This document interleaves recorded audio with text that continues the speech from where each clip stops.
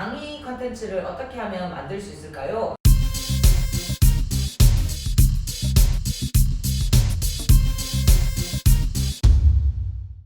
성공의 비밀을 알려드립니다. 나름 성공TV MC 백일 박사 케이트입니다. 입니다. 반갑습니다. 오늘은 그러면 위기 극복 프리랜서들을 위한 거니까 그 중에서도 강연 컨텐츠 전문 분야시니까 그렇죠. 강연 컨텐츠화 시키는 방법에 대해서 알려주시는 거네요. 제가 궁금한 거 이 강연 컨텐츠 뭐 만들어 놓으면 좋긴 합니다만은 이게 저희 같은 직종이 아닌 사람들도 강연 컨텐츠가 필요할 일이 있다라는 말씀이신가요? 그렇죠. 요즘은 이제 저한테 문의 주시는 분들 중에서 보면 식당 하시는 분들도 또 강연 요청이 옵니다. 또는 뭐 딸기 농장 하시는 분들도 강연 요청이 옵니다. 또는 뭐 저는 컴퓨터 프로그램 개발만 했는데 뭐 강연 요청이 옵니다. 맞아요. 네. 실제로 저도 현장 나가보면 전혀 전문 강사분들이 아니신데 뭐 자기 분야에 좀 이렇게 성공을 거두신 분들이 요즘 바야흐로 강연의 시대 아니겠습니까? 그럼요. 이 강연을 되게 많이 의욕을 서시더라고요. 강연이라는 게 꼭 강의를 전문적으로 하는 사람들만의 것이 아니라 누구나 다 자기 경험과 지식과 전문성을 진정성을 나눌 수 있는 시대. 기회가 맞아요. 될 수 있는 거로서의 좀 문화로 좀 자리 잡고 있다고 해야 될까요? 그래서 강의 컨텐츠를 어떻게 하면 만들 수 있을까요? 라고 하는 질문들을 좀 많이 받죠. 저도 현장 나가보면 그런 전문 강사가 아니신 분들이지만 자기 이야기가 있으신 분들이 많이 올라오시는데 가끔 안타까울 때가 진짜 있더라고요. 있죠. 이분들이 전혀 이제 준비를 안 하고 또 어떻게 못 하시고 올라오시다 보니까 본인들이 갖고 있는 내용이 너무 훌륭하고 그 자리까지 가기 위해서 얼마나 많은 우여곡절과 그렇지. 노하우가 있겠어요. 근데 정리가 안 되니까 말 그대로 컨텐츠화가 안 되니까 강연 만족도가 의외로 그분이 가지신 위치나 이런 너무 거기에서 안타깝지. 안 나오는 안 나오죠. 사람들 집중도 안 되고 사람들 뭐 아무도 안 보고 뭔 있고. 소리를 하는지. 네, 이 사람도 그냥 시간 때우기 그냥 유명한 사람 왔구나 이렇게 되는 경우가 너무 많아서 근데 그분들이 지금 대표님이 말씀해 주실 강연 컨텐츠 만드는 법을 좀 배웠다면 참고만 하시고 가셨다면 멋진 이야기를 쏟아내실 수가 있는 거예요. 그렇지. 만약 예를 들어 현장 전문가가 알려주는 뭐 딸기 농장 성공 비법이야. 네. 만약에 그럼 딸기 농장주가 나와서 나는 이렇게 해서 딸기 농장 이만큼 키웠다. 그러니까 니들도 이렇게 해봐라 라는 얘기를 사람들은 기대를 할 건데 맞아요. 이 딸기 농장주가 나와가 어렸을 때 배고팠고 진짜 못 먹었고 진짜 이런 분 많아요.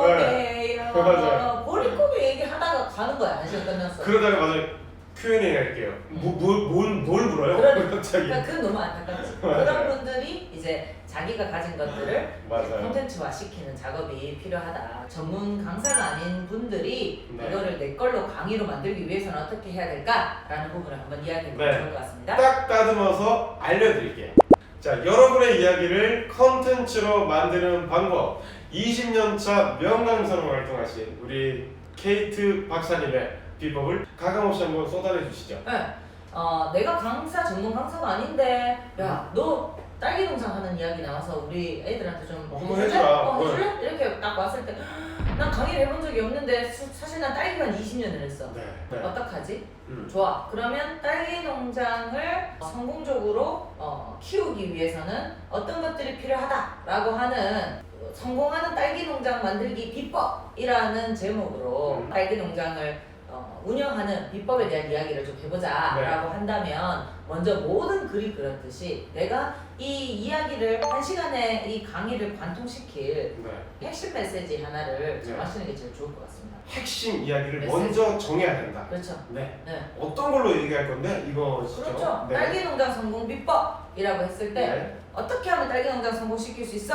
라고 하는 거잖아요. 네, 그랬을 때 나는 품종 개발에 신경을 쓰셨을 수도 있고 나는 인간관계에 신경 쓰셨을 수도 있고 맞죠. 나는 마케팅에 신경 쓰셨을 수도 있고 그럼요. 아니면 나는 매일매일 딸기들하고 대화를 나누셨을 수도 있고 그런 분도 있겠네요. 그러니까 네. 각자 자기만의 성공 비법이 있을 수가 있는데 네. 요청한 사람은 이 사람이 딸기 연구소의 교수님이 아니라 딸기 현장 전문가이기 때문에 부른 거잖아. 그렇죠. 그럼 내 이야기를 해줘야 되니까 누구가 들려주는 딸기 농장 성공 비법이라고 했을 때 그럼 난 어떻게 하면 성공시킬 수 있어? 라고 하는 핵심 메시지 하나를 정하고 이 핵심 메시지가 제목이 제가 다 한다고 했죠. 네. 지난번 책 정할 때 이 네. 핵심 메시지가 조금 매력적일 수 있게 한번 제목을 정해보는 것도 좋겠죠. 네. 그 제목을 조금 더 사람들이 듣고 싶게끔 예쁘게 한번 따듬어 보는. 그렇죠.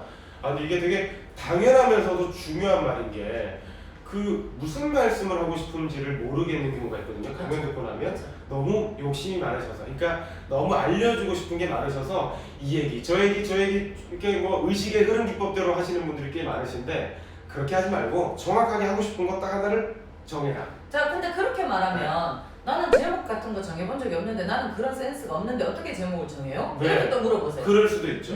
네. 그러면 제가 또 좀 손쉬운 방법을 알려드리면 그래요?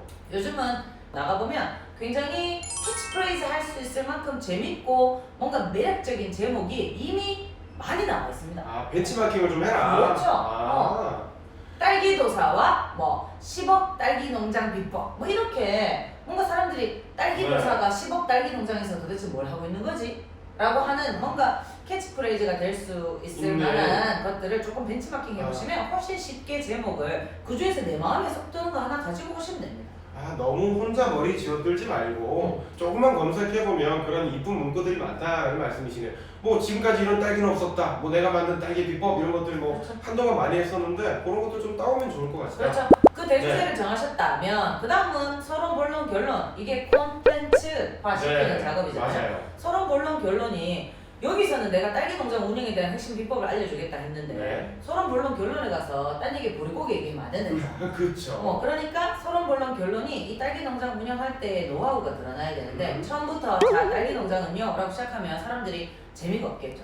그러니까 뭔가 흥미와 관심을 끌 수 있을 만한 이야기로 서론을 시작을 하시고 이때 우리가 조금 많이 쓰는 단어가 뭐냐면 아이스 브레이킹. 아이스 브레이킹, 네. 스팟이라든지 사람들의 마음을 좀 풀어줄 수 있는 그렇죠. 사람들이 제일 많이 쓰는 방법이 질문으로 시작하는 거예요. 질문 던지는 거. 그럼 질문으로 집중이죠. 시작하면서 사람들과 이 내가 가지고 있는 주제와의 공감대를 형성하기 위해서 네. 뭐 예를 들면 저는 어디에서 딸기 농사를 20년 동안 지어온 열정농부 뭐 누굽니다. 100일입니다 라고 깔끔하게 소개를 했잖아요. 네. 깔끔하게 소개를 했으면 그때부터 이제 청중하고의 공감대를 좀 부끄러워야 그 다음 이야기들이 좀 잘 그럼요. 진행되거든요. 네. 그래서 이제 여러분 딸기 좋아하시나요? 근데 이 딸기 좋아하시나요는 사실 좋은 질문은 아니에요. 질문이라는 게 조금이라도 더 생각하게 해야 되는 게 좋은 질문이거든요. 근데 바로 네 아니오만 딱 생각이 그렇죠. 나니까. 우리가 그걸 보고 오픈 퀘스천이라고 하는데 오. 질문을 할 때 좋아하시나요? 네.